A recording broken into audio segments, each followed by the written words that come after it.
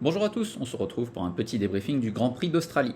On va se baser sur le traditionnel Race Gapper qui est un très bon outil pour visualiser certains aspects stratégiques et aussi une très bonne base pour ensuite creuser sur certaines différences de techniques de pilotage entre les pilotes. On commence par analyser les différences de rythme entre Sainz en rouge et Leclerc en marron.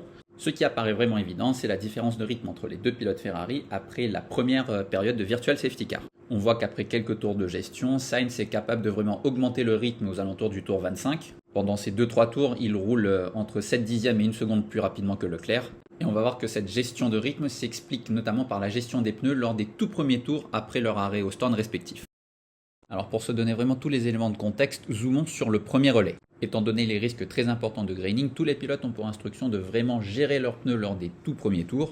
En effet, lors des premiers tours, les températures carcasses ne sont pas encore suffisamment élevées. Au-delà d'un angle de glissement ou slip angle des pneus avant, on augmente vraiment le risque de générer du graining dans les tours suivants. Ce risque est connu de toutes les équipes, on l'avait mentionné dans notre rubrique consacrée au Grand Prix d'Australie dans le guide F1, et on l'avait vu également lors des essais libres le vendredi. En dépit de cela, les deux pilotes McLaren, Norris et Piastri, signalent du graining dès le tour 7.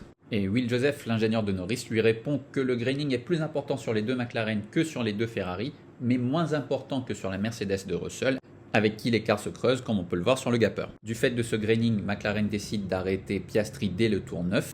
Et ce qu'il faut savoir, c'est que l'arrêt de Leclerc également au tour 9 est dicté par le choix de Norris. On dit clairement à la radio à Leclerc de faire le contraire de ce que fait Norris. D'un point de vue stratégique, Ferrari a compris qu'ils avaient moins de graining que McLaren, qu'ils avaient plus de rythme. Et donc ils arrêtent vraiment Leclerc pour pouvoir faire l'undercut à Norris et le dépasser, et non en réaction à l'arrêt de Piastri derrière. On comprend donc bien que pour réaliser l'undercut, Leclerc ne peut pas trop gérer ses pneus lors de son tour de sortie. Et en plus de ça, comme on peut le voir sur le Race Gapper, il ressort derrière Gasly et Hülkenberg qu'il doit dépasser en piste. Étant donné ces deux facteurs, on comprend que Leclerc ne peut pas gérer les pneus de manière optimale. Mais comme on l'a expliqué plus tôt, c'est vraiment dans ces tout premiers tours que les dégâts sont faits.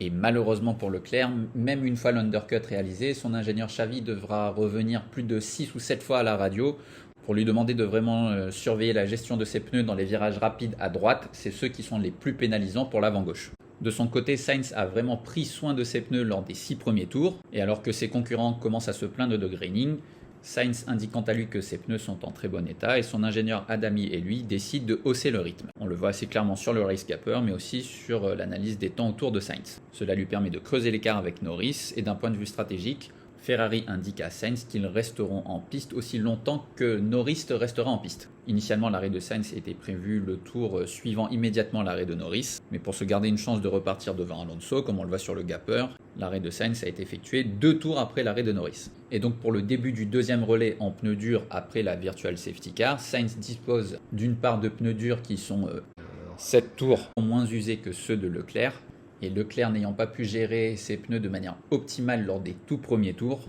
on comprend beaucoup plus facilement comment Sainz a pu reprendre plus de 7 secondes à Leclerc sur ce deuxième relais. Toujours dans l'analyse du deuxième relais, donc après la première Virtual Safety Car, les courbes de Piastri en jaune et de Norris en orange montrent que McLaren a eu totalement raison de demander à ses deux pilotes d'échanger leur position. Après avoir passé Piastri, Norris se rapproche de Leclerc qui subit du graining. Si on rajoute à ce graphe des pointillés en orange qui représentent la position dans laquelle se retrouverait Norris s'il effectue un arrêt au stand, on voit que si McLaren anticipe trop l'arrêt de Norris, il se retrouve en piste derrière Pérez. Et étant donné la vitesse de pointe de la Red Bull, le dépassement aurait été compliqué. De son côté, Leclerc est proactif à la radio et signale à son équipe que ses pneus ne sont pas du tout en bon état. Et contrairement aux années précédentes, Ferrari est très réactive en termes de stratégie. Dès que Pérez n'est plus dans la fenêtre d'arrêt de Leclerc, celui-ci s'arrête. Et il le fait au bon moment parce qu'au même tour, Norris avait pour consigne d'effectuer le contraire de ce que faisait Leclerc. Donc si Leclerc ne s'arrêtait pas à la fin de ce 34e tour, Norris se serait arrêté et aurait effectué l'undercut sur Leclerc. Alors, là où ça devient très intéressant, c'est qu'on a vu au début du deuxième relais qu'il est très important de prendre soin de ses pneus dès les premiers tours. Xavi rappelle ce principe à Charles et lui dit qu'il doit mieux gérer ses pneus en début de relais par rapport au relais précédent pour ne pas encore subir du graining. Et Charles gère tellement ses pneus lors du tour de sortie et lors du tour suivant que Norris est en fait plus rapide que lui avec des pneus usés. Et on voit sur le Gapper avec les pointillés orange qu'en fait Norris aurait même pu faire un overcut sur Leclerc. Si Norris s'arrête le tour suivant, il repart très probablement côte à côte avec Leclerc.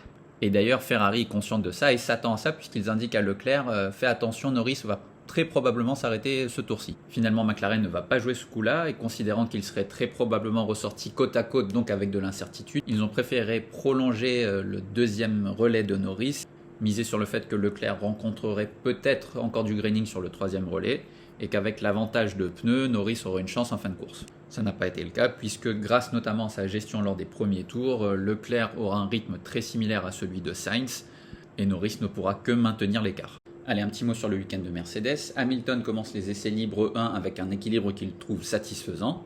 Pour tenter d'éliminer les quelques rebonds persistants dans les virages rapides, Hamilton essaye pour les essais libres 2 d'augmenter la hauteur de caisse et change drastiquement ses réglages. Malheureusement pour lui, le feeling ne lui a pas du tout convenu en piste. Comme à de nombreuses reprises l'année dernière, Mercedes passe beaucoup de temps entre les essais libres 2 et les essais libres 3 dans le simulateur. Et les réglages lors des essais libres 3 donnent complètement satisfaction à Lewis. Et on le voyait à la télémétrie, Hamilton était le seul pilote à pouvoir passer le virage 10 à fond. Chose que ni Verstappen ni Leclerc ne parvenaient à réaliser, ce qui était quand même bon signe pour une voiture qui avait des difficultés dans les virages rapides. Et le grand mystère entre les essais libres 3 et les qualifications. Mercedes ne touche pratiquement pas à ses réglages, et pourtant Hamilton ne retrouve plus du tout l'équilibre qu'il avait lors des essais libres 3, il n'arrive plus à passer le virage 10 à fond, pire même, il perd du temps vis-à-vis de ses concurrents. Et ce qui est vraiment frappant, c'est que lorsque l'ensemble des équipes gagnaient en moyenne 4 dixièmes entre les essais libres 3 et la Q2, Mercedes, elle, perdait du temps. Pour l'instant, la seule variable que Mercedes a trouvée pour expliquer ce changement de comportement, c'est la température de piste qui a effectivement augmenté de 6 degrés entre les essais libres 3 et les qualifications. Et James Allison dit que si on regarde les courses précédentes, il voit en effet une tendance pour la W15 à performer mieux dans des conditions plus fraîches. Mais ça ne suffit pas à écarter d'un revers de la main le fait qu'il y a aussi des problèmes de corrélation, notamment pour l'équilibre entre les virages rapides et les virages lents. On a vu en Australie que dès que Mercedes essayait d'améliorer les virages rapides, c'était au détriment des virages lents. Pour analyser le rythme en course des Mercedes, on va analyser le trio Russell, Alonso, Perez, puisque leurs courses étaient liées. Comme on l'a vu dans le premier run, Russell subit du graining beaucoup plus que les McLaren et il n'arrive pas à suivre leur rythme. Derrière, Perez reste dans la zone DRS mais n'arrive pas à doubler Russell. Russell s'arrête très tôt à cause de ses problèmes de graining, mais même libéré de Russell, Perez n'arrive pas à augmenter son rythme. Et en fait, ce qui s'est passé dans son premier run, c'est que, étant donné le graining qu'avait subi Perez lors des essais libres 2 le vendredi, Red Bull a vraiment surprotégé les pneus avant et ça s'est fait au détriment du train arrière. Et Perez se plaignait beaucoup du train arrière dans les virages lents. Alonso était sur une stratégie un peu différente de ses concurrents puisqu'il a effectué son premier relais en dur, ce qui lui a permis vraiment d'allonger son premier relais et de profiter de la virtual safety car, ce qui lui a permis après son premier arrêt de ressortir devant Russell et Perez. Au début du deuxième relais, la situation est bien meilleure pour Perez. Il se débarrasse très rapidement de Russell, rattrape très rapidement Alonso et son rythme n'est vraiment pas loin de celui de Sainz.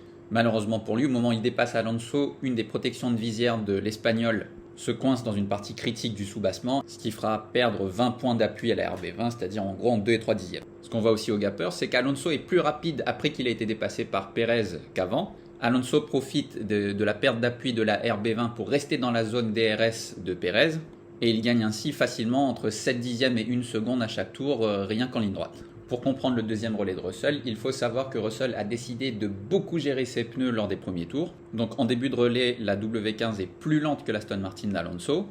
Russell augmente petit à petit son rythme, mais tant qu'Alonso profite du DRS de Perez, leurs rythmes sont à peu près similaires. Et en fin de relais, le léger graining qui est apparu sur l'avant de la W15 disparaît. Russell est vraiment capable d'attaquer plus, tandis que les chronos d'Alonso connaissent une perte significative une fois qu'il n'est plus dans le DRS de Perez. Donc pour bien situer la performance de Mercedes en course, c'est vrai qu'à première vue, si on n'avait pas ces éléments, on aurait pu croire qu'en fait la Mercedes était plus lente que l'Aston Martin, ce n'était pas le cas.